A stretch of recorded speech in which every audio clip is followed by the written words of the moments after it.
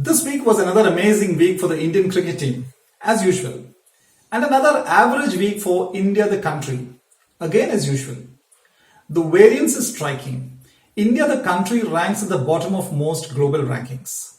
On the Global Governance Index, 111th rank. In literacy, 117. In life expectancy, 130. In infant mortality, 181. And in the global university rankings in the 501 to 600 bracket. In contrast, India's cricketers are truly world beaters. 2 one-day international World Cups, 1 T20 World Cup, and this week having beaten England, marching towards a possible World Test Championship final. India's cricketers are so good, they are almost like a Roger Federer or a Novak Djokovic or a Rafael Nadal. They know for sure when a tournament starts that they're going to be in the final or at least the semi-final. So why such a stark variance between the Indian cricket team and India the nation? Okay. Comparing a country and its cricket team is quite like comparing apples and oranges. There's also the fact that only a few countries in the world play cricket. But there's also the fact that there are only a few countries play hockey in the world, but we are not world champions there.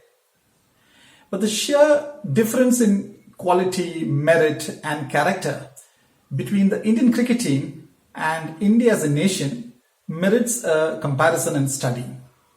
So here are 10 possible reasons for the variance between the Indian cricket team and India as a country.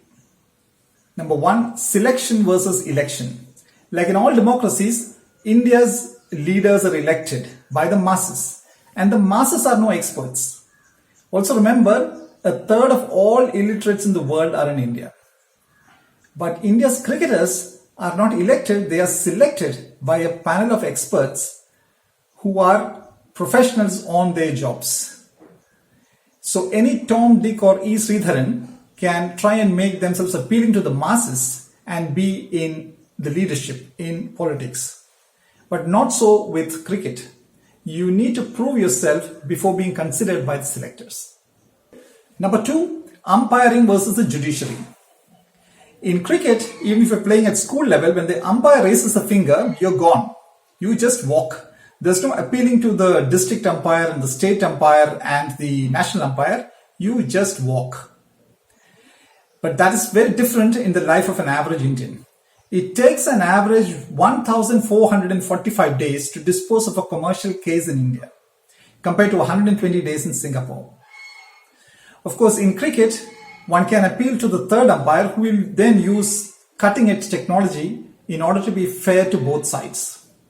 In India, the Lok Ayukta should have been the ideal third umpire as the anti-corruption ombudsman, but that office is still undergoing teething troubles.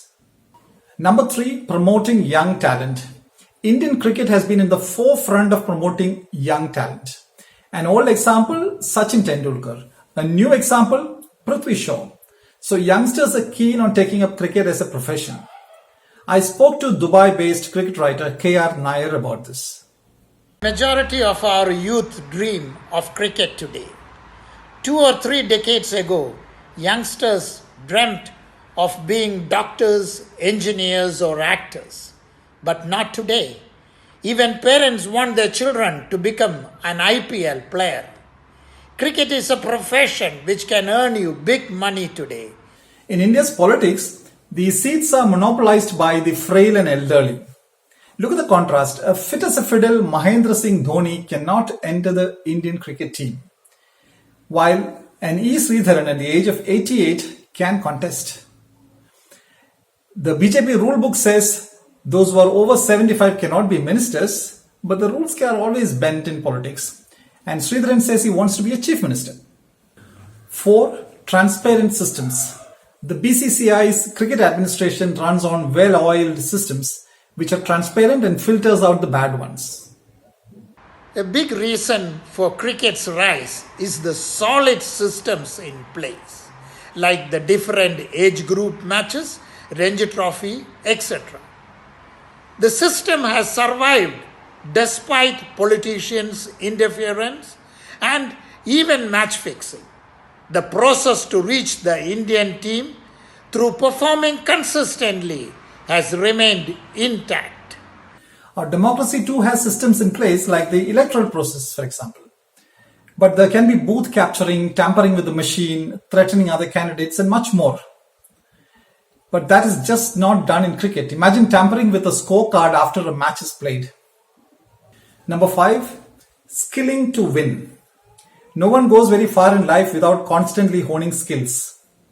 Indian cricketers are regularly upgrading their skills at world-class facilities like the National Cricket Academy in Bangalore or the MRF Pace Foundation in Chennai. And recently the BCCI introduced a new test, a time trial test in which players have to run 2 kilometers in 8 minutes. And 6 players including Sanju Samson failed the test initially and the news spread around the country. In contrast, we hear slogans like Skill India but formulate new tests like the Indigenous Cow Science Examination where trainees are taught things like how cow dung prevents radioactivity, cow milk has traces of gold, and how cow slaughter can lead to earthquakes. Of course, the trainees are not allowed to ask why cow-loving Gujarat had a major earthquake in 2001 and no such earthquake happened in Kerala, which is a beef-eating state. Number 6, unity in diversity. This is what we talk about all the time but rarely practice. So we can fight over a temple and a mosque for over 30 years and can have communal rights at the drop of a hat. There is not even a whiff of such thoughts in the Indian cricket team.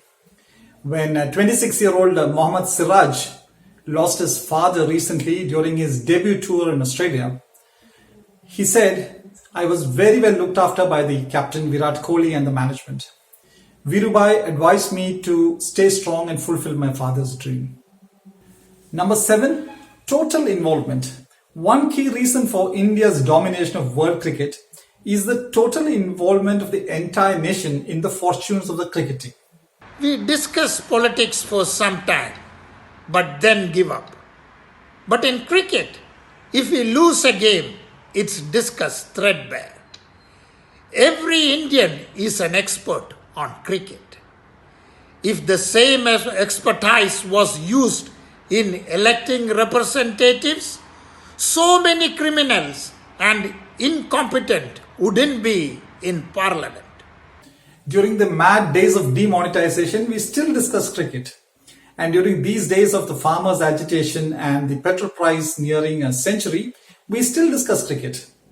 If only we were so demanding about the quality of our roads and bridges and the services of our government officers and our leaders.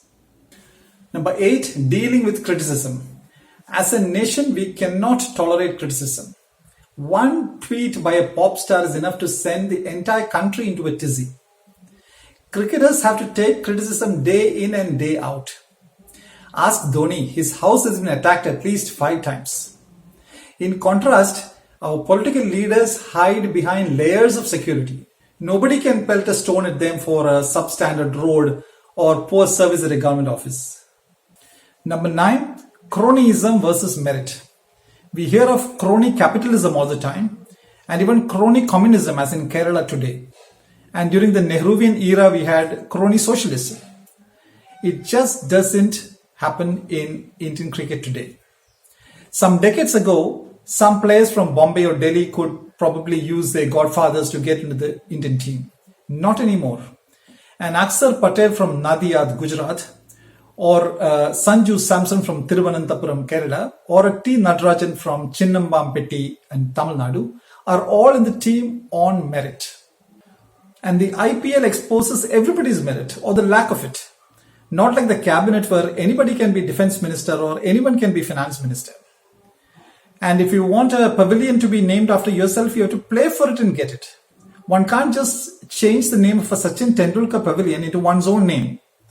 Like it was done recently when the Sardar Patel Stadium was renamed the Narendra Modi Stadium overnight. And number 10, ease of doing business. One good way to solve India's current employment crisis is to improve the country's ease of doing business. The country can actually learn from the cricket administration. Total emphasis on transparency and merit will naturally create more jobs. Look at all the jobs that cricket has created, from umpires to groundsmen to pitch curators to commentators to sports writers to videographers to video analysts to coaches to physios to doctors to sports medicine experts to data analysts and much more. With such transparency and focus on merit, Indian cricket easily attracts sponsorships from such brands like Sahara or Oppo or Byju's, while India as a nation struggles for investment, holding investment summits, begging for investment, and finds it tough to sell an Air India or any of its PSUs. So while the BCCI is turning itself into one of the richest sports bodies in the whole world, India as a nation is left to sell a PSU or hike its petrol price for the next meal. High time we turn the entire nation into a winning team like India's cricket team, isn't it? Thank you.